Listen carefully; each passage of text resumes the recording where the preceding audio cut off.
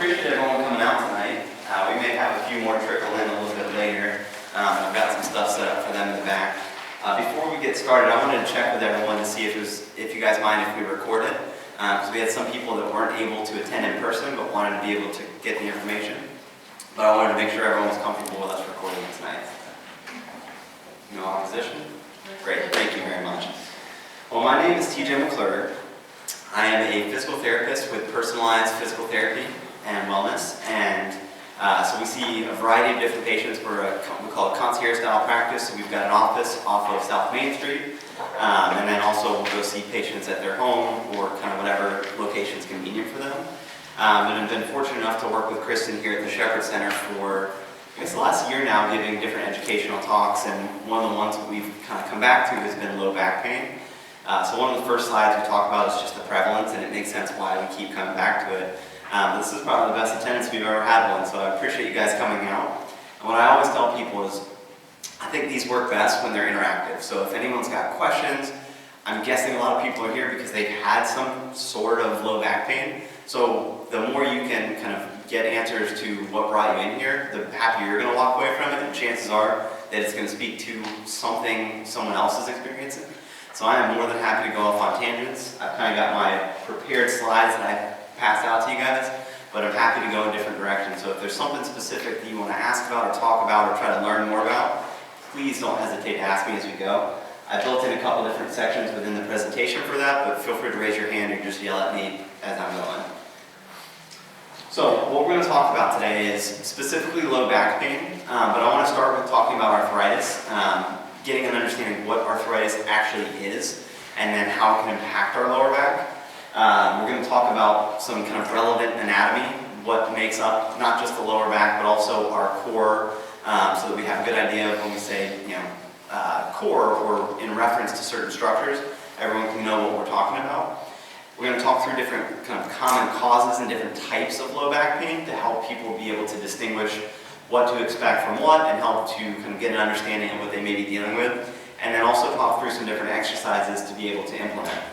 Some of them will be more preventative in nature, and some of them will be to kind of help address potentially current low back pain. So I like starting off with talking about the prevalence because it kind of blows me away every single time I give one of these talks about just how common it is. So nearly 4 out of 5 Americans have at least some form of low back discomfort every single year. So that is, 16 of the 20 people sitting in this room, staggeringly high. And that can vary in a lot of different ranges, from a day of low back pain to chronic severe low back pain that is totally debilitating. So they kind of estimate that somewhere around 1 in 3 or 30% have the point of dealing with it up to 6 weeks, and then another shorter percentage of that being kind of 12 weeks and under. So it's really very prevalent. And the number one cause of what we see for that is arthritis or arthritic flares leading to low back pain acutely. So what is arthritis? And it's one we get kind of a lot, and we think of it as the wear and tear of our joints. That's part of it, and that's a big contributing factor, but arthritis really is just the inflammation of a joint. So there's a lot of different types of arthritis. We're going to talk through specifically one of them, osteoarthritis, but there are also different types of arthritis, including rheumatoid arthritis and others that can impact our back and our systems. But the leading and kind of most prevalent is osteoarthritis. Like I said, it refers more to inflammation within the joint and things that we can do to be able to address that. What can it impact? It's going to impact the joint. It also can impact the tissue surrounding it. So if I were speaking to my knee, I would expect not just within the knee joint or capsule itself, but also some of the soft tissue structures directly surrounding that joint can be impacted with the inflammation. It also can lead to kind of swelling or effusion, fluid within that joint as well, if the inflammation is severe enough. And obviously pain as well. And then with that we may see kind of redness or heat, some different ways to look out for it. But more specifically with the back, it tends to feel like stiffness, heaviness, pressure, and can fluctuate. More times than not, it's when we've been sitting or lying down for a long period of time without moving, and then we first start to get moving, we don't have kind of that normal up and at 'em type sensation, and it feels like we have to kind of get going to unlock things, that a lot of times can come from arthritic changes. Production of synovial fluid, which is one thing we'll talk about, which is our WD-40 for joints, is something that we can do to help with the kind of impacts that we feel from arthritic changes. And we'll talk through some different ways that help produce that synovial fluid. So like I said, there's different types of arthritis. Rheumatoid, psoriatic, gout is actually a form of arthritis, and then lupus as well. But really we're going to focus on osteoarthritis because that's going to be more of a mechanical joint situation, where the others are more referring to systemic pathologies that impact us globally. Okay, so osteoarthritis, like I said, is the most common, and it's really associated with wear and tear or kind of breakdown of those cartilaginous or the kind of buffer surfaces between two bones that form a joint. Nearly a quarter of adults in the U.S. have been diagnosed with arthritis in some form or fashion. And one of the things we'll look at in a later slide with actual data behind it, but the thing I push back on a lot is if 1 out of 4 people have arthritis, and that's starting at 18 years old, then we would expect a full population of people that are constantly in pain, and that's not the case. Arthritis is inflammation of the joint, but it is not a sentence to say that you are absolutely going to have pain for the rest of your life, that you are in a degenerated state that you can't pull out of. There is a lot of different things that go into factoring how arthritic changes, one, progress, but also how they impact us. So we have a ton of control over it. And that's what I always want to make sure that I impart to people is just because you have an x-ray that showed that you've got arthritis in your back or arthritis in your hip does not mean that, well, that's just it for me. I'm just going to have this pain no matter what because it's there. We have a lot of things that play a role in how we can impact how the arthritis affects us. Yes? It says North Carolina is higher than the national average. Why would that be? We are also higher in a couple other things that we probably shouldn't be too proud of. One being obesity, diet, regional, the southern diet tends to be not as arthritic friendly. So if you look at a map state by state, I think we're somewhere in like the 35 to 38 range as far as how we rank with that. But most of the states that rank really low are in the South specifically. So diet is a big part of it. Exercise and exercise culture is a big part of it. I think North Carolina is doing a good job to change that, but we still are in the bottom half. So as we get into factors, that will make sense, and probably not the best time to be talking about diet the week before Thanksgiving, but that is a big part of it as well. So it's not necessarily anything climate related or anything like that, more so just the habits of the people that live here. I wish we could blame it on that. I wish we could blame it on that. So like I said, I want to talk into the imaging part later, but one brief example, this is a different study than what I was going to show later. Specifically to the knee, they showed that 60% of people that have known knee arthritis that it was kind of found on an x-ray don't actually have knee pain. So I go back to this point time and time again, it's just because something's been seen on imaging doesn't mean that they made it up, it doesn't mean that it's not there, but it also doesn't mean that you have to suffer from it as a result of what they're seeing either. Alright, does anyone have any questions for me? I'll feel pretty good about that. So that's a more general kind of overview at what arthritis is.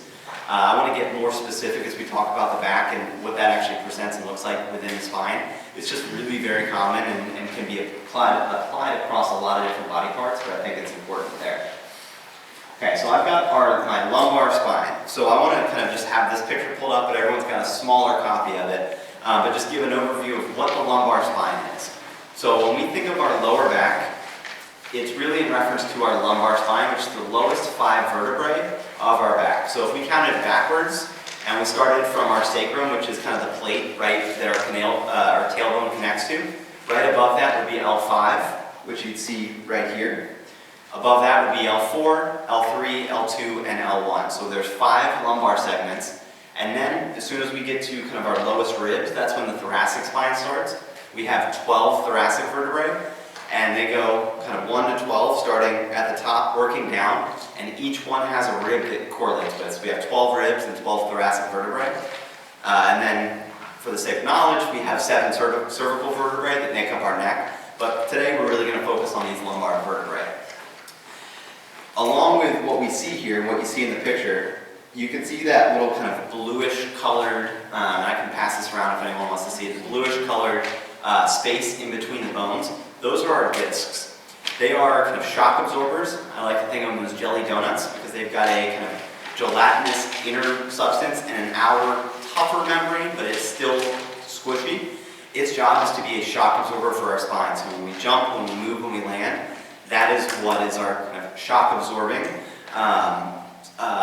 surface. And it also keeps the bones kind of spaced out, because if you can see then the yellow part, that's kind of a dissected view of it, but those are our nerves. So if we look at a kind of step back view, we have our brain that connects to our spinal cord, and then from our spinal cord, as we get into the lumbar spine, we get nerves that go out on either side and run down the legs.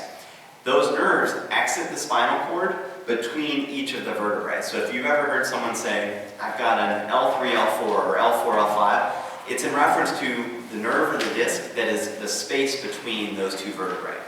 So more times than not, when we get to kind of talking in specifics of the types of back pain, we look to associate it with a level of the spine, especially if it's impacting the nerve. One, because we expect it to have a different impact on the muscles that it controls, because all of our leg muscles, really on both sides, are controlled by nerves that leave these 5 levels, give or take, for the most part. And then also the sensation, basically our ability to feel. Also, that message goes up the efferent nerve to that same spot and is received in through those levels as well. So if we have any degenerative disc disease or disc herniations or stenosis that's impacting those areas, then we need to learn where it is specifically, because it correlates with the function that we expect down below that level. Now, from a kind of spine standpoint, we're also going to talk about one other thing that you can kind of see on here that's a little bit harder to see. But basically, if we think of those as kind of stacking blocks on top of each other that has a spacer in between, on the back side where you can see there's a little bit of a tail, that's the spinous process. Just inside of that, which is kind of hard to see, we have what we call a facet joint. That is a bony approximation, meaning the bone from L4 touches the bone from L5. That should be the only place those 2 bones actually touch because of the disc being there. They're what control our motion. So as we talk back to lumbar spine being our low back, thoracic spine being our mid back, and then cervical spine, and our facet joints being the only bony approximation, that is what controls how our spine itself moves. So for the lumbar spine, most of the motion that we have for bending forward, nearly 60 to 65% of our abilities of our trunk to bend forward comes from our lower back or our lumbar spine. We get a very little bit at the mid back, but really not a significant amount, and that's over 12. So if 60% is coming from just the 5 segments, it's really only 2 to 3% coming from each vertebral level above it. So it's really quite important for our bending forward and backwards, and our lower back also is where a majority of our side bending comes from as well. It doesn't do a lot of turning, so when we go and turn, most of that is actually coming from my upper back. Like 70% actually comes from the thoracic spine. So we don't get a lot of motion through our rotation motion through our lower back. But those facet joints and their kind of orientation is what controls that. So we're going to talk through that, because that's another very common form of back pain, especially when it's very kind of acute and then you get this kind of catch or specific point of low back pain. A lot of times we can take a look at the facet joints, because if they're stuck or jammed, it would be like no different than having a jammed finger and then trying to move that finger around when it's not letting you do that. So I want to just give that kind of brief overlay of the back. As we get into certain pathologies for each, feel free to ask me to run through that again so that it makes sense as we talk into specifics with each area. Any questions so far? How about chiropractic? Don't they work on trying to make the spine more flexible?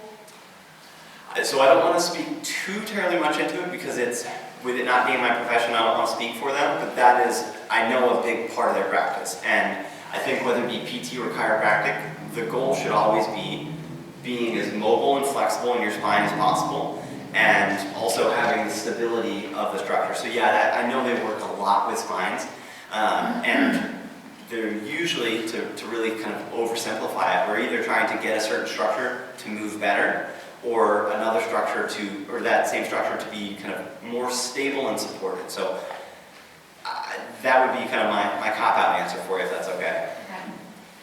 All right, any other questions? Okay, so I have a couple different forms here. So this is basically, if we look at the next picture, it shows the spine and it shows the, shows the discs in several different states. So the normal disc being, you can see the difference in the height. There's just a little bit more of a spacer there. That's a normal, healthy disc. Like I said, it's fluid and kind of gelatinous filled, so it's got some cushion and some give to it. As we go down one level, that would be a degenerative disc. So sometimes you'll see DDD, which stands for degenerative disc disease. If you ever hear about people losing height as they age, this is often where that comes from. Because if we've got 5 plus 12, and then we'll keep the neck out of it, but we've got 17 vertebral levels of our trunk, and we lose a centimeter from each one, 17 centimeters of height we've lost. So that a lot of times is where we tend to see that. Now, that's not like I said, it's not in itself the kind of end-all be-all and kind of curse that you're going to have pain, but because of what we talked about with those joints that sit on top of each other and the nerves that come out of those spaces, if we are shrinking the space between each bone, we've got lower margin for error before we start to get pinching at those joints or before we start to get pinching at the nerves and causing some level of pain. And it also can cause some level of kind of stiffness itself. It's not typically the disc that we feel pain in, because there's no nerve supply to those discs. It's their lack of kind of ability to give the space that we need that's the issue. Now, what causes discs to degenerate? It can come from a lot of different reasons. Previous injury can have a big impact. Genetics also plays a role with that. But there are also things that we can do that help that, because they've shown what they call longitudinal studies, where they look at basically different populations of people, and then they try to make assumptions based on that, specifically for the discs. So one thing they found was runners and people that walk at least 5 miles a week have more likely to have disc space. So what that means is someone that is walking and moving, so they're using their discs by repetitively loading them through walking, actually have healthier discs. So we're not wearing them out necessarily by walking more and by doing more. We're actually keeping them more healthy. On the flip side of that, they found that I'm going to skip past that one because I don't remember the exact numbers behind it, but there are definitely things that we can do that can be detrimental to our discs. But moving, being active, staying hydrated, all those things play positive roles in the large outcome of everything. Now, going down, we see a bulging disc. So basically, a bulging disc, or another name for that would be a slip disc. If we kind of envision them all sitting kind of on top of each other, perfect stacked line, that would be if the disc slid slightly out of place. The next study we look at is going to show actually how common that is. I currently have a bulging disc at my L5-S1, which is the lowest level of the spine. It hasn't impacted me in nearly 4 years. I should probably knock on wood with that, but it's something I work on quite a bit. It's not pinching nerve, it's not a problem for me.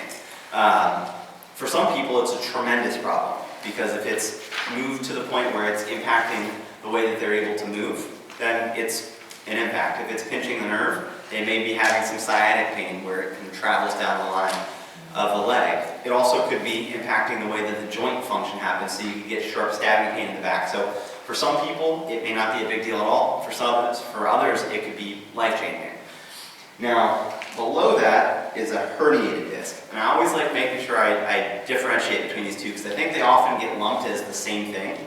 A herniated disc is when that the middle substance of the jelly donut gets almost kind of squirted out. So kind of a crude example, but if you can think of a jelly donut, how it's soft, but it's got a kind of structured outside with a gelatinous inside. If that were to be ruptured and kind of push through, we have what we call the nucleus pulposi. Don't need to remember that, but it's basically the filling of the disc goes out into the space. That tends to be a little bit more involved because we've now invaded and encroached on that space around the nerve sheath even more so you're more likely to have some different kind of type of symptoms that present from that. And then the last one is thinning disc.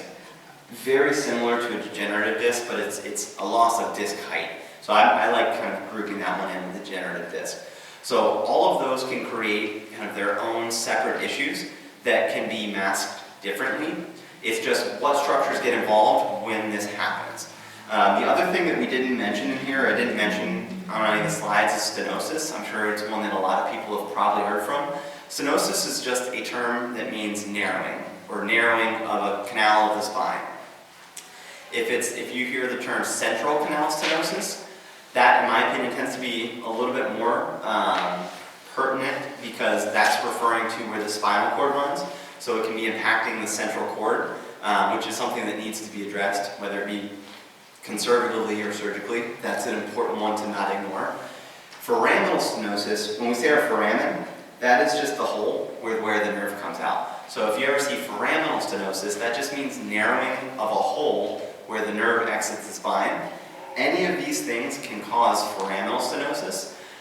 So I think it tends to be a little bit of a catch-all term where it just means narrowing, and it may not have any impact on someone, and it may have a significant impact on someone at a certain time. Does anyone have any questions there? Picture, is that a side view? That is the side view, that's correct. Left is the back? Correct. Correct. And typically, with any kind of disc bulging or herniating, it tends to happen backwards. And the reason for that is if you think about what our daily life looks like, we do significantly more forward bending activity, whether it be sitting, gardening, lifting weights, picking up children. Almost all of our life is in front of us. Very few things put us into what we call extension or back bending, where we're maybe working up overhead, working underneath a car, looking up at the stars, certain things that back bend us, but it's few and far between relative to bending. So the reason we almost always see forward bending as the kind of main acronym is because it just happens a lot more. So if this is our side view, and we can imagine with this being me, the reason we tend to see the herniation backwards is because when we bend forward with tons of repetition, whether from any of those activities I talked about, it puts pressure on the front side of the disc and can cause it to migrate backwards. So that's why we see those go backwards, and that's where those nerves exit, so that's why it can impact it. I worked in a neurosurgery and spine center for 5 years, and I've done this for another 5 years since then, and I've never seen someone have herniation forward of their disc. So it's, like I said, I'm sure there's a case somewhere to prove me wrong, but it's always going backwards. So it's why posture and core strength and some of the things we talk about later are so important. Lifting mechanics, all those things are important because in a lot of disc herniations, I think somewhere around 77% of them actually happen non-acutely, meaning it wasn't that I bent the wrong way and I shouldn't have done that, how could I have done that? It's my posture from sitting over the course of 60 years. It's the fact that I have my work desk stationed such that I constantly have to turn and pick up this stack of ream of papers. It's the habits more times than not that get us into trouble, not that one thing that I shouldn't have done, it's that one habit that never got changed. So that's why the back half of this presentation is going to talk about flexibility of certain areas and strengthening certain areas and different postural considerations, because that's where you make a large scale. It's not the one thing I shouldn't have done. Some people it is, but for the most part, that's where we get ourselves more into trouble. This is a great question. Okay, so this is my favorite slide. Anytime I talk about back pain, I try to work this in because I think it's so important for people to understand. So they did a study in 2014 where they did a CT scan of people without back pain. So that's really important to me. No back pain going into the study, and they did a CT scan. So at 20 years old, 37% of the people had disc degeneration and 30% had disc bulging. Close to a third of 20-year-olds have this. Then you go up to 50-year-olds. 80% had disc degeneration at some level, 60% had disc bulging at some level, and then at 80 years old, 96% of people had disc degeneration, 84% had some level of disc bulging. These are all people without pain. So if I'm sure, and a lot of people in here have been in for an MRI, likely because of your lower back, and when you see that, it is really daunting what you get back when you see that I've got disc degeneration at every level and this disc is bulging. I always try to help sort through people because a lot of that is important to know, but it also is not a death sentence because, like I said, if 96% of people over 80 years old that don't have back pain have some level of disc degeneration, it's a normal part of aging. We need to kind of understand that it can have negative impacts, but it also doesn't have to have negative impacts. So I really like that study because I think it frames it well that yes, those things can absolutely play a role, and there's things that we can control to kind of minimize them, but that doesn't mean that just because that develops that it's over. I told you I have a disc bulge at L4, L5, S1. It's probably 24 when I did it, and I had some pain for maybe a year because I was being a terrible PT and just ignoring it, and then when I finally took the time to work on it, I haven't had any issues for 4 or 5 years. So there are things that can be done. Now, not each one is created differently, is created equally. Some are a lot more severe, and there are other interventions that are needed, but it doesn't always have to be a rush straight to have it surgically repaired. Okay, so spine-hip relationship. So I've got 2 slides on this, but I want to kind of talk through and kind of have myself demonstrate a little bit more because I think this kind of gets into the posture component of everything a little bit more. So basically what this is talking about is there's a direct correlation between how our hips behave and how our lower back behaves. So if we are really stiff or tight in our hips, we're going to have a really hard time in our back because we're going to have a lot more kind of force and pressure applied through it. So for example, one of the things we'll talk about is tightness in our hip flexors, and we'll look at a specific picture with it. But if we are tight in our hip flexors, what that does is it pulls our pelvis forward. So I'm sure everyone in here has seen someone that stands like this, and I'll kind of turn to the side with what we call an anterior tilt. That basically takes all of our vertebrae on the backside and kind of crunches them together. So not great for our facet joints, not great if we have any disc bulging because it's further narrowing that space. On the flip side of that, if you have normal hip flexor length, but you're really tight in your hamstrings, you may see someone that walks around like this, where it's like their back is totally flat or even rounded. That puts more pressure on our discs. It also, as we go to bend, if we're that tight in our hamstrings that it's pulling our pelvis down, anytime we go to bend, that's all coming from the spine, not from our hips being able to hinge backwards. So if I were to kind of bend down and pick up my phone, the difference between just bending here, where that's all happening at my spine, versus when I set my hips back, you can see the difference of what my spine did right there. My spine stayed mostly neutral. It bends a little bit, and that's okay. The spine's designed to be able to bend, but it's not designed to be the primary bender. Our ability to hinge our hips backwards, separate of our trunk, to me is one of the more important skills when we start talking about kind of posture or biomechanics of what we need to be able to do to prevent back pain.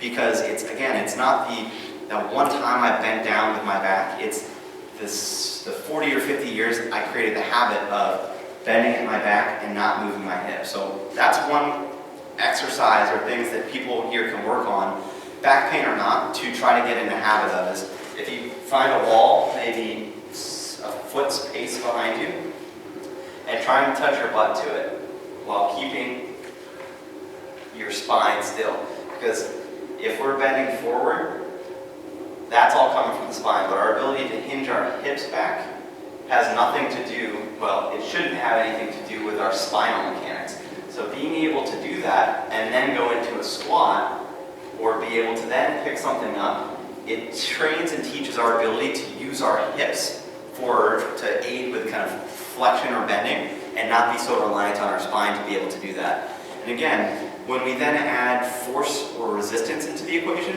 it becomes that much more important. Picking up a heavy box, shoveling, raking, doing those types of things, picking up a grandchild, right? If we're doing that with the kids here, and we're bent here and lifting and twisting and turning, versus being able to set the hips back and use the glutes.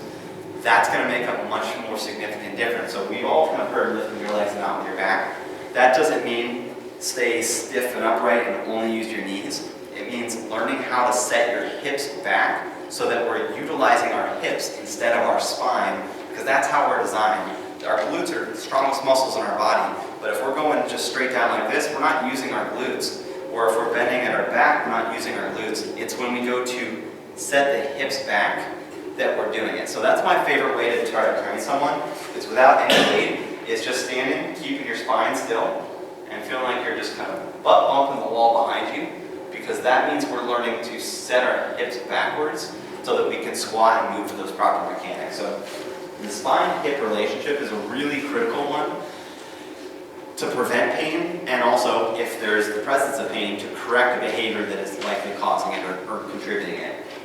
Any questions with that? Okay, so there was 2 slides there. Hopefully that kind of covered both of them.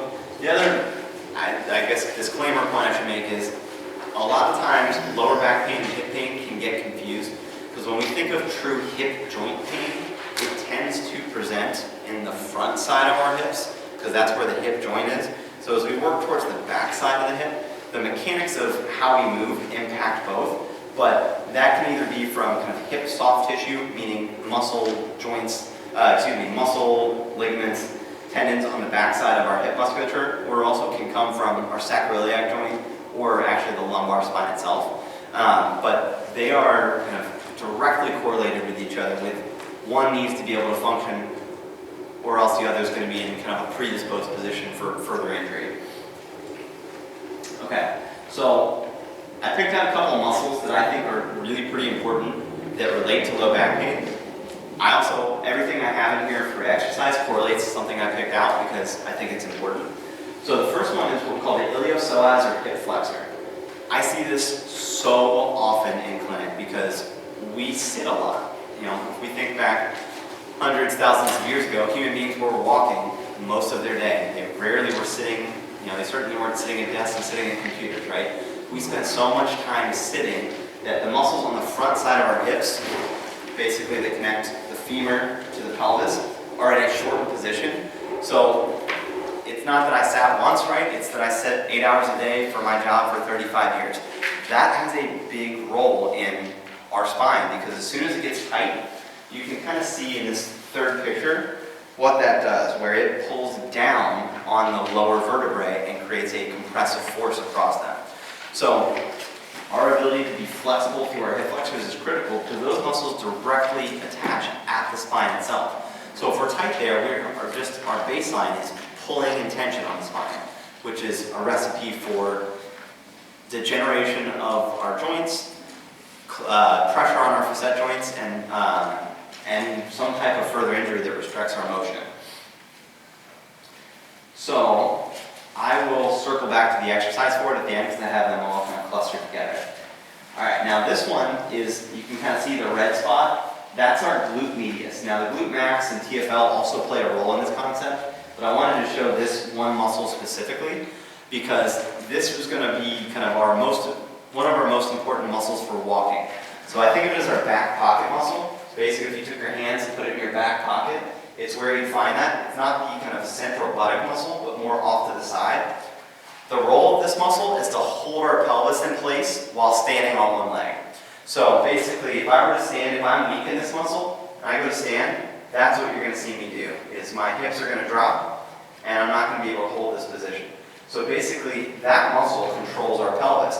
And it's important because if we're walking several thousand steps every single day, and we don't have good control of that muscle, every single time we take a step, that's happening.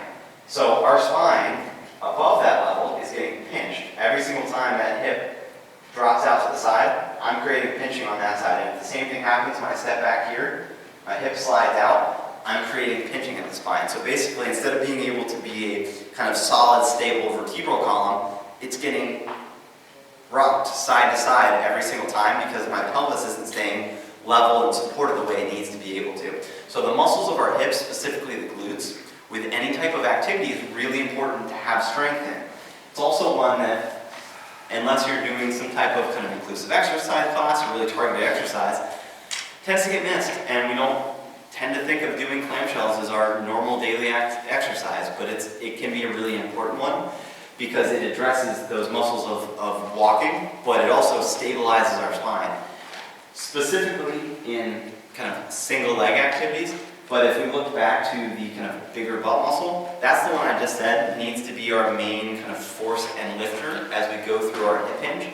So its ability to do that is contingent on the fact that it's capable of doing anything for us. So our butt is very important with our back. It's what holds and supports and stabilizes our back for the most part. We've got some deep back muscles, but the muscles that run up and down our spine, their job isn't to lift us up. Their job is to keep us from just folding over, right? They're more postural muscles that are semi-activated at all times, keeping us erect.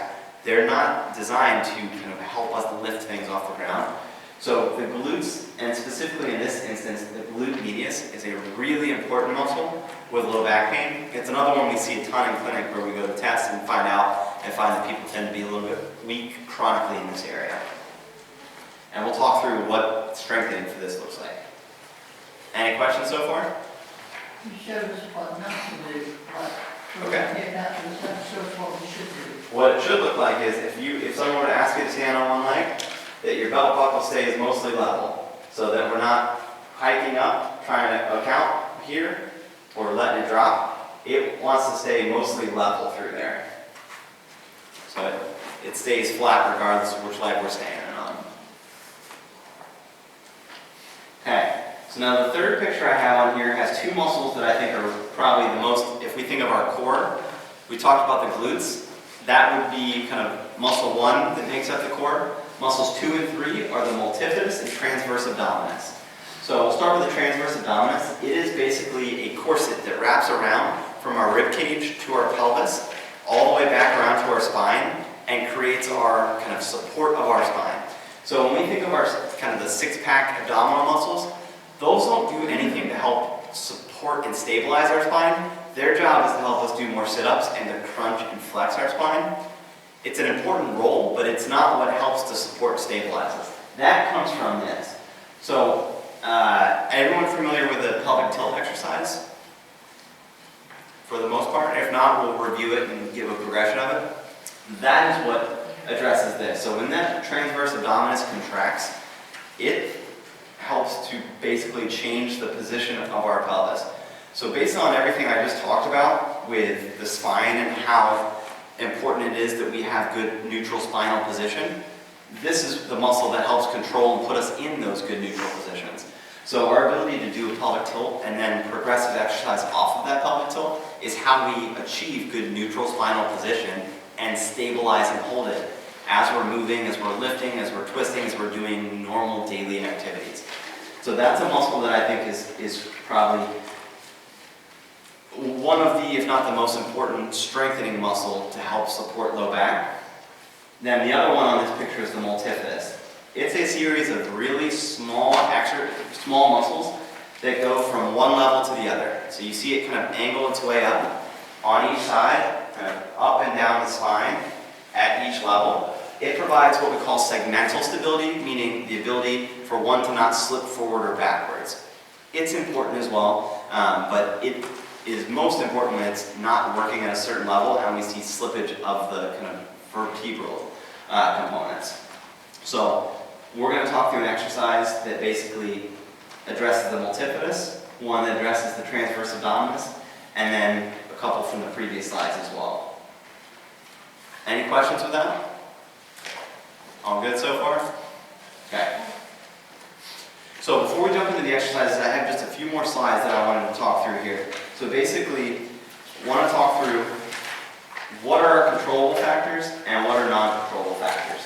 So non-controllable age, so with disc degeneration, we see some level of that, and we saw it through that study, over each decade. We can't control our age, it just is what it is, but we have a lot more on the left-hand column that we can control. Gender and genetics as well, same thing. We're not going to be able to make changes or impact on those, so I like focusing on what is controllable. Joint instability. So that last muscle group I showed, last two really, the transverse abdominis and the multifidus, are what help us to have good stability of the joints, meaning strength at each individual joint. Now, it's easy to think about, if say we talked about our elbow, we think about our bicep and our tricep, and that makes up the strength of our arm, right? Like, it's easy to envision because it's really just, we'll call it two muscles for the sake of discussion, and a joint that mostly moves in two planes. For the back, it's a lot more complex. We just said there's 17 vertebrae that make up our trunks component of our spine, and there's 3 joints within that, the disc and the facet joint on each side, and a heck of a lot of muscles, not just the ones we talked about, but others that control it. So there's a lot of moving parts that go into just one of those vertebral levels. So our ability to stabilize that is really important, because with the spine, it has to be able to move, but it also has to be able to stay, which seems kind of silly. But if we don't have the strength and capability to keep it from staying, as our hips move, as our arm and our trunks move, then we create just grinding and kind of undesired motion across those joints, which leads to progressive arthritis in the facet joints, wearing on our discs, and potential overloading of the disc that leads to herniations and disc bulges as well. So joint stability through strengthening is a big one. We mentioned why North Carolina is lower in arthritis. BMI, or body mass index, which is kind of a quick, crude way to measure height, weight, and it spits out a number. Not always the best measure as far as kind of gauging body mass, but it's a start. And higher BMI tends to see more progressive arthritis, higher incidence of low back pain, and in an instance where someone is having low back pain, it also just adds that much more force onto the impacted area, especially in men, because in men, we tend to store our kind of body fat up front in our bellies. So that is above a lot of these spinal levels, it's pulling us forward and it's loading on top of that. So this applies to everyone, but it's seen even more so in men just based on what our storage pattern looks like for our adipose tissue. So being kind of lower, leaner body weight helps with this. Movement patterns. That goes to kind of posture and positioning. The person that's used great mechanics for their whole life versus someone that's used poor mechanics their whole life. The person that avoids sitting for 12 hours a day versus someone that spends more of their habits walking. Our movement patterns and our habits are critical. And it's never too late to kind of instill good habits. And then, I'm going to talk myself right into it. Activities and habits also make a big impact. Diet can play a role in this as well. I step outside of my kind of wheelhouse of expertise with that, so I don't like talking about it too much with specifics, but that can also play a role in inflammation. It goes back to the BMI component and is a controllable factor as well. Okay, and then ways that we can reduce it specifically, and this gets into a little bit more of the controllables. Strengthening, we talked about. Stretching, we talked about specifically with the hip flexors, but also your hamstrings, your calves. Every muscle has a function, and if it's not being able to work through its whole kind of desired function, it's going to cause imbalance within our body. So being strong but also flexible, combination of those two is important. Activity modifications would be coming up with, say you're going to a class and you say, yeah, cobra pose really hurts when I lay on my stomach and I press all the way up. Okay, well, let's talk about a modification for that. Let's find a way that we can do that rather than just not going to yoga class. Joint mobilizations is a physical therapy technique to try to get better joint motion. So that would be in an instance where in the spine it doesn't move the way it needs to. We're either mobilizing or manipulating to try to gain more motion in a joint that's stiff or stuck. And then use some modalities, that's using your ice, using your heat. I guess the same can be said for medications, but I like talking about those as a more last case scenario and not a kind of regularly implemented part of the plan. But I want to go back up to movement and generation of synovial fluid. So I mentioned that at the beginning. Synovial fluid is basically WD-40 or lubricant for our joints. Every joint has it, and we have what we call as the synovium. So it's this very thin kind of layer that wraps around each joint. And it's got receptors that send and receive feedback from the brain. And its sole purpose is to create fluid for our joints, because that lubricant is this kind of filmy or almost oily substance that creates the ability to slide. The way that our synovium knows to produce synovial fluid is when we have receptors within our joint, and they say, hey, brain, the knee is moving right now. Okay, the brain says, okay, well, I'm going to tell the synovium to start to produce some fluid. So basically meaning the more we move, the more synovial fluid we generate.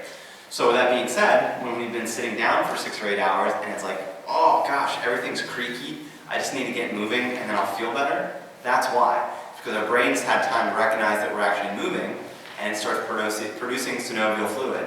So in a very specific instance, getting moving is going to help with that stiffness. In a much broader sense, our brain learns our habits and our patterns.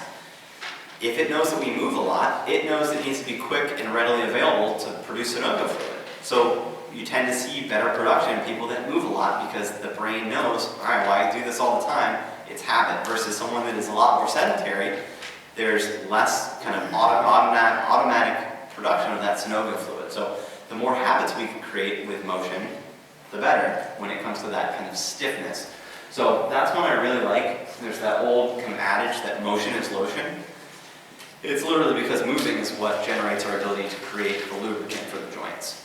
And that's, like I said, not just the knee. That happens at any kind of joint or bone and bone approximation surface.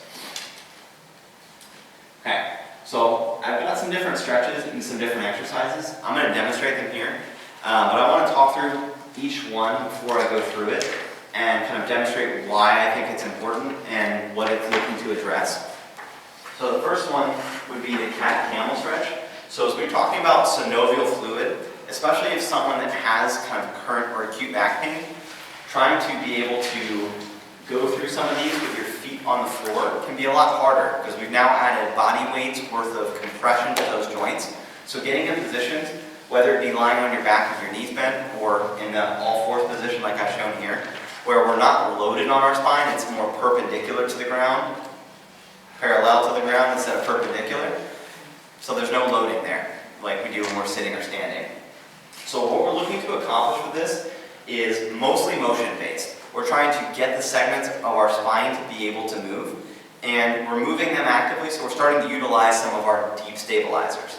So for this, we're looking specifically at the lower back, but it's the ability to move through into a light anterior tilt and then slow posterior tilt. And you can see this impacts even my upper back as well. Now, you'll also see on me, I move really well into this position. I'm still a little bit flat through here, where we should see a little bit more rounding. Shame on me, that's because I don't do this enough. But that's a way to be able to try to get some of that motion. And then circling back to the multifidus and the transverse abdominis, that were the deep abdominal and the lower back muscles, we're activating and kind of waking those up. So as we go through these, we are activating each of those muscle groups as we try to achieve motion. The other thing I like from this position that's a good back stretch that is really more for the muscles of the back is after going through a few, rounding, sitting the butt to the heels, and then reaching forward into that child's pose stretch. That's another really good one where you'll feel a big stretch. It's also one that in acute back pain situations tends to be more well tolerated than other back stretches or other back exercises. Now, what I always tell someone is if they're having pain and they're trying to work through these, it should not be a significant increase in pain ever. Just because you saw a PT, you saw a chiropractor, someone told you to work on this exercise because it helped them with back pain. If you're having an increase in pain, that is a warning sign that it is not agreeing with that. So I always try to give that disclaimer that we like these things conceptually. Every person is an individual person and responds a little bit differently. So do not push through significant pain because that's not going to make anything better. It's going to leave you more irritated. So the cat camel would be kind of my first exercise for the back. Yes. When you're doing cat, do you not look up, you keep your head straight? You can do it either way. So For people who cannot get up and down off the floor, I would do it on the bed. what about the chair?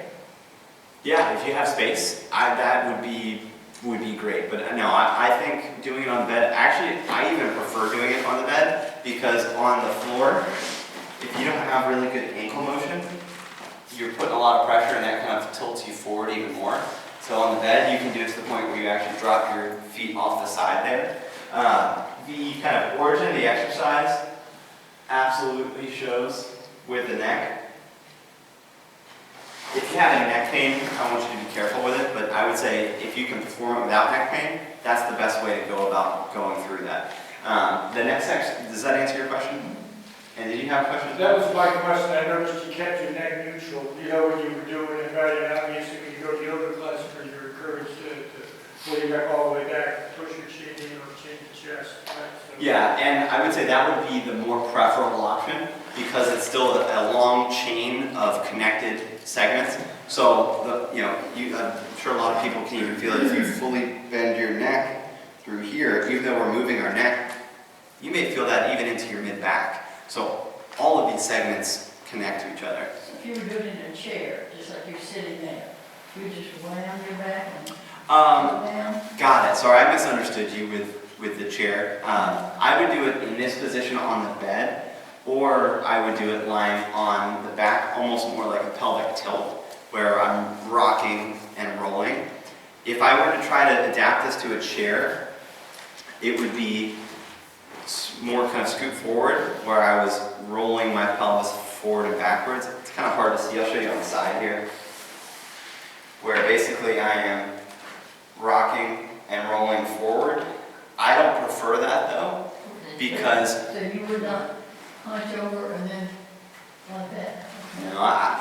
I would say that would be not a very preferable version of that exercise for me, because we're already posteriorly tilted just by sitting. Our pelvis tilts backwards, so we're already kind of stuck in that position, and we're load bearing. So trying to move in that, I don't think we would accomplish as much. So I would prefer it in standing, actually, even over sitting.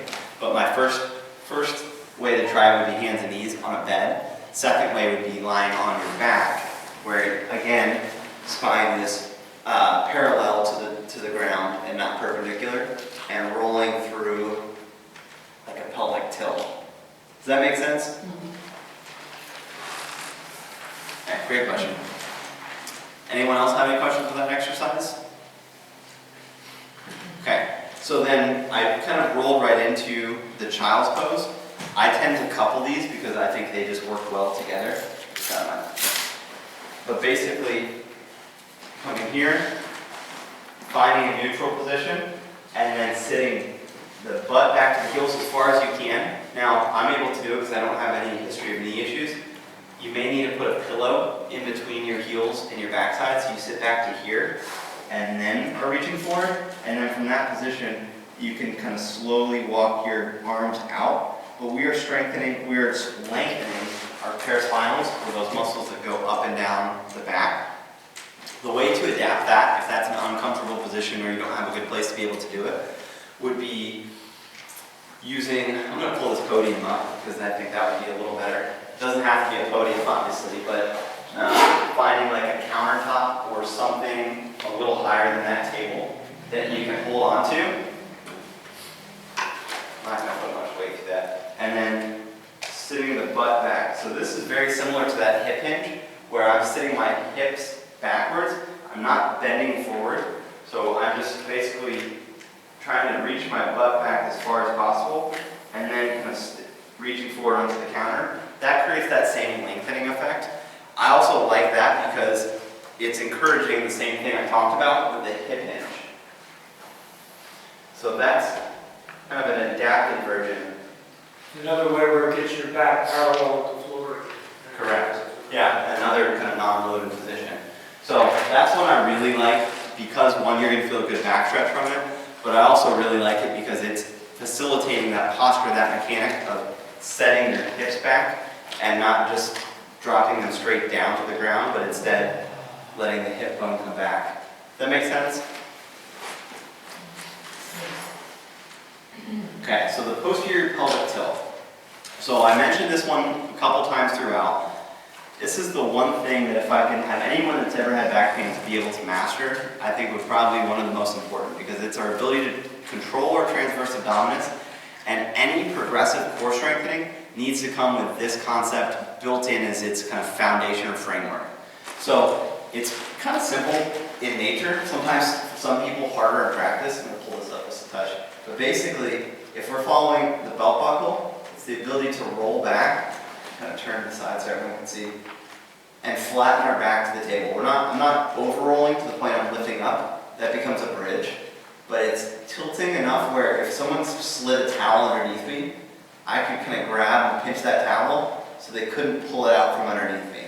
Now, that works the transverse abdominis that we talked about. It also helps us to find and set what our neutral spine position is, so that when we are bending, lifting, and twisting, if we know how to activate those muscles, then we're going to know how to brace ourselves for an activity. Now, the way to kind of find to make sure that this muscle is activating is if you find your front hip bone kind of on either side, usually right around the belt line, and come just inside and just down from that, that's where the transverse abdominis is. So when you go to do that pelvic tilt, you should feel that muscle kind of pop up into your fingers. That's how you know that you're utilizing and activating that muscle. So we shouldn't be using our back to do that. That muscle should be coming from here, which is then important as we are in an athletics position, participating in sport, getting ready to lift, getting ready to garden, getting ready to do any activity. Our ability to have kind of control and awareness of where our pelvis is and hold and stabilize it comes from that. So this is really the foundational exercise. It's not going to get you strong as you need to be by itself. It's going to teach you how to use that muscle properly so that you can then strengthen it. So the kind of progressions off of that would be, if you've kind of mastered the pelvic tilt, and that feels easy, and we can keep control, marching 1 foot at a time. You can see my spine doesn't move at all, and I stay in position here. That still feels easy. Well, then we can bring both feet up and march one down at a time. I'm still working that same spot where I basically put my fingers to make sure that my transverse abdominis is working. So I'm tapping down alternately. Now, if I'm not strong enough to do the exercise, it's going to look like this. You see what happened there? My back immediately came up off of the table because I lost my posture or my position of my pelvis and my lower spine because I don't have the requisite strength to do that exercise.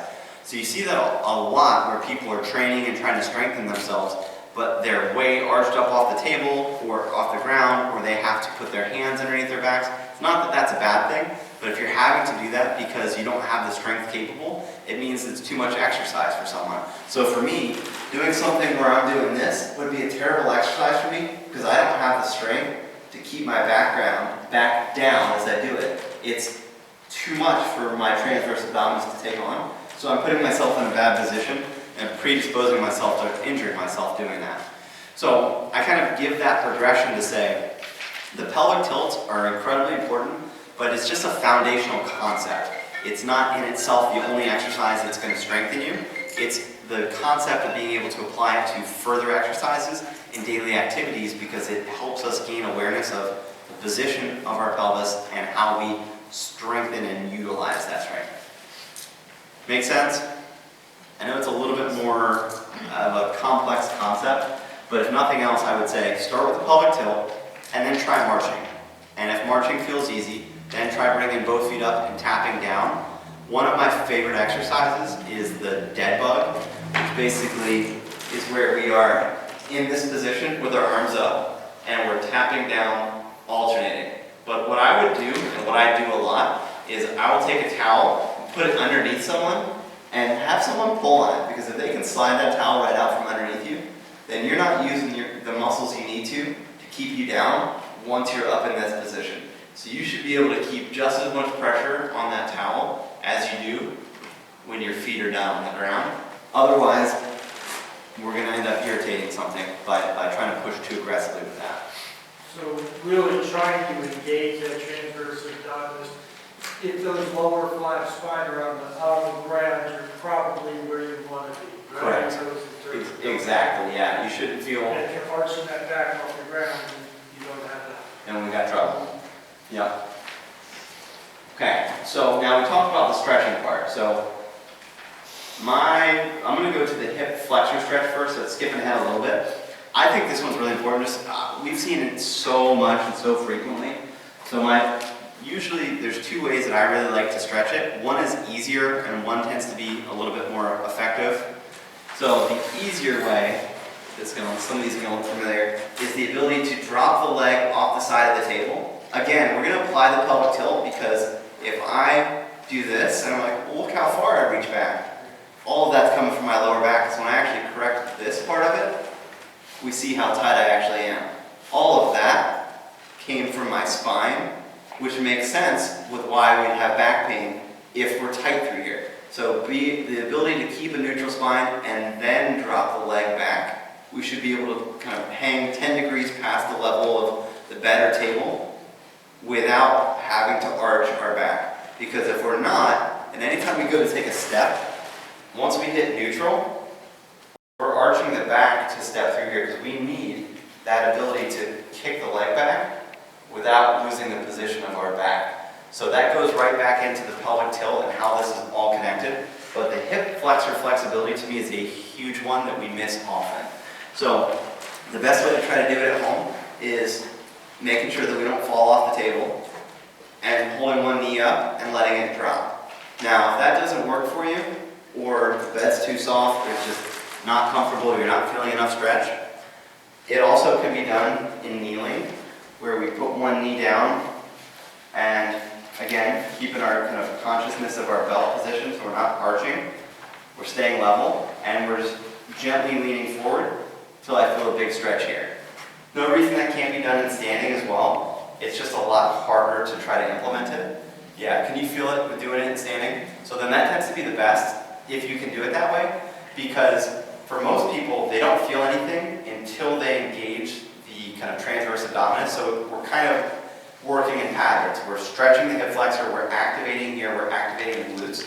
So all those patterns we talked about seeing, we're kind of working on at once. It's harder to find it if you aren't as versed with it, but whether it be dropping the leg off the side of the table, the kneeling, or the standing hip flexor stretch, I can't reiterate how often I see this, and we'll probably continue to see this because we spend so much of our day sitting down, more so than we were kind of designed or intended to.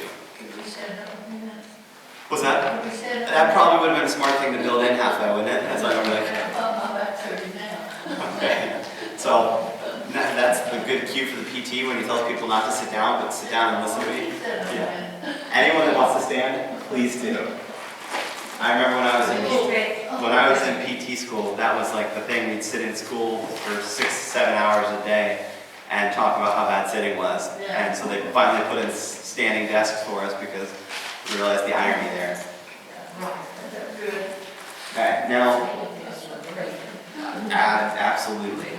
Now, another one that I like is a kind of hip rotation stretch. Can't be done in sitting. I tend to find it more effective in lying down, but basically being able to bring the leg up and over and then pulling across. It's going to be more of a kind of gluteal piriform stretch across the back and the side of the hip and buttock, and then pushing back away. And you're going to feel that a little bit more on the front of the hip and slightly on the back side of the hip. But keeping your hips mobile is what we talked about, is a really important component in back pain. So these are two ways that I really like doing that. The other aspect of it we didn't really get into is the path of sciatic nerve travels, runs right through that piriformis gluteal area. So if we're tight through there, that can add pressure across that sciatic nerve as well. So that's one I really like also. Hip flexor stretch. Okay. Anyone have any other questions? So those were the kind of foundational exercises that I wanted to build in there.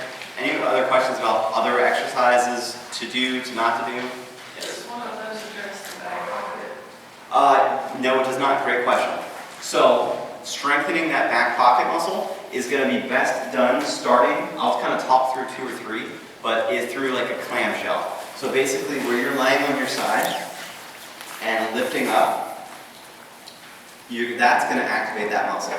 Now, what I always tell people is if you can do 30 of them in a row without feeling much fatigue, then it's time to progress. You can get a band, put over your knees, and then trying to get to 30.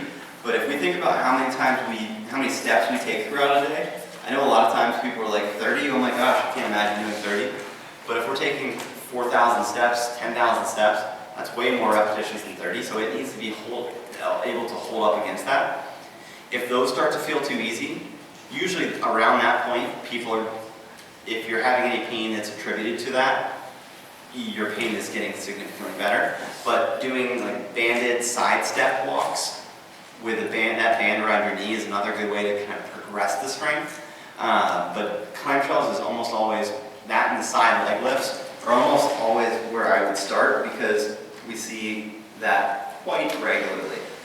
Great question. I appreciate you forcing me to come back to that. Now, did that answer your question? Okay. Anyone else as far as specific exercises, things like that? What's the difference between the hip rotation and the hip flexor?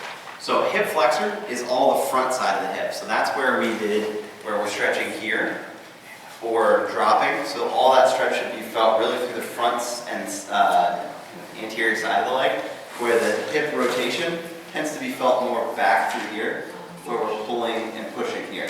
So even if you feel a stretch in the front of your hip when you do the rotation stretch, that's not the hip flexor, that's more of the capsule itself that we're feeling the stretch in, because the hip itself, the leg itself has to be kind of behind our spine to feel the hip flexor stretch. So they have to sidestep, you put your lower leg or upper leg. Start with the upper legs, and then you can progress the further down it drops, the harder the exercise gets. I always tell people to start above their knees, and then if that's too easy, you can progress from there. Yeah, great question. All right, any other questions with any specific exercises, things to do, things not to do? Okay.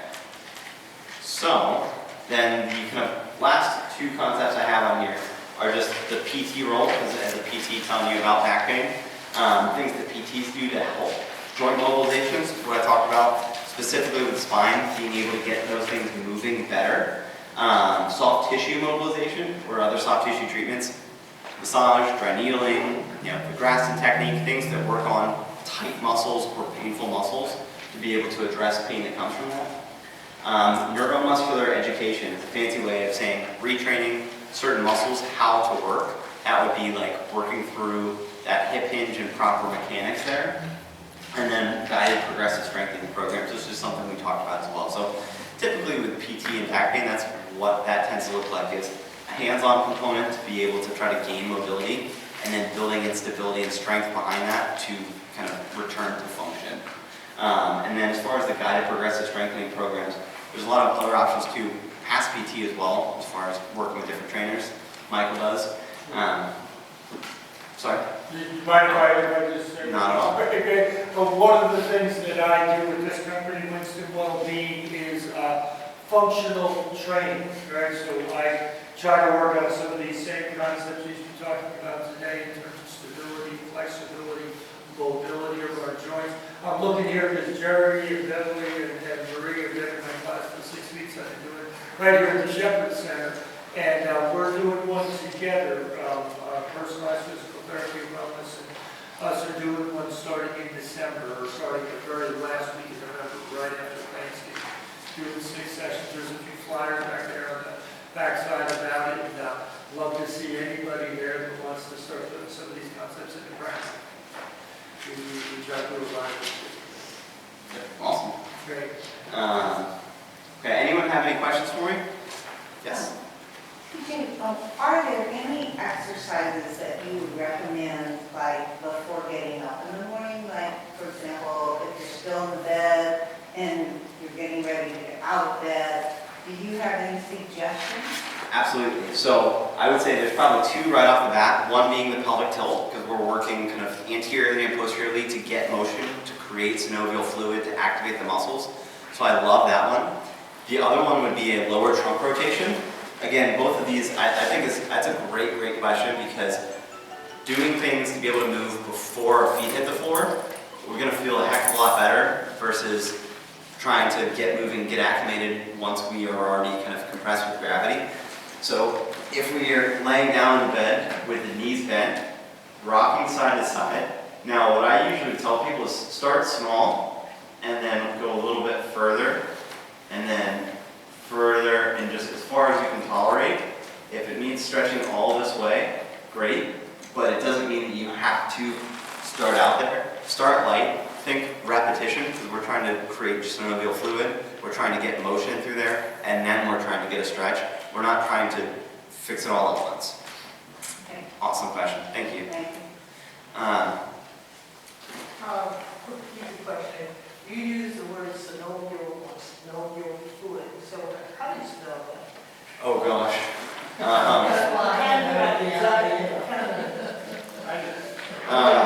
So I think it's, yeah, Synovial. Make sure I'm not lying to you.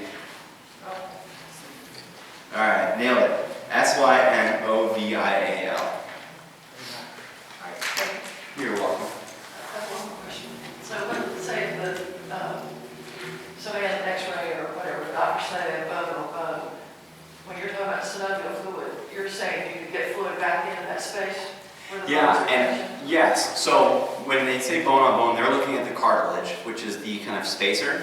Even in a bone on bone situation, there is still should be synovial fluid being produced, thank you, good looking out, and it becomes that much more important for motion. Now in a situation, say knee bone on bone, that doesn't mean do 1,000,000 squats because he said the more I moved, eventually it would feel better. You could need to find situations, especially initially, when getting back into it, whether it be, hey, I found that a recumbent bike is non-painful because it's not very loaded, and that's a good way for me to get into that position to produce it. That could be a really good way. But yeah, even in the most dire straight situation of arthritis, we're producing synovial fluid. The issue becomes, because of the pain from the loss of kind of joint surface, we don't move as much, so therefore we don't produce synovial fluid, so it creates this kind of snowball rolling downhill. And that's what we see a lot of times by the time we see someone. So doing things that help produce that, to take strain off of that joint and kind of address everything else other than just the joint surface itself, is where a lot of progress gets made when we work with people, because I'm not going in and giving someone new cartilage in their knee, but we can address all the other factors that kind of lead into it. Yeah. Any other questions? Okay, so one thing that we do offer with our Shepherd Center workshops, we do a kind of Shepherd Center special where for $99, if you kind of come in and sign up today, we do a full evaluation. Usually takes about an hour and a half to 2 hours, and we'll kind of do really whatever anyone's kind of pertinent to them. So kind of full comprehensive evaluation, and then if indicated, kind of recommend a plan of follow-up after that. Normally it's $220, but like I said, for the Shepherd Center workshop attendees, we always do it for $99 for those that are interested in signing up for a session. I appreciate everyone coming out tonight, and like I said, I'll hang out for a little while if anyone has any individual questions or wants to pick my brain about anything. Happy to hang and talk to you about it. Thank you. You're very welcome. Thanks for coming out.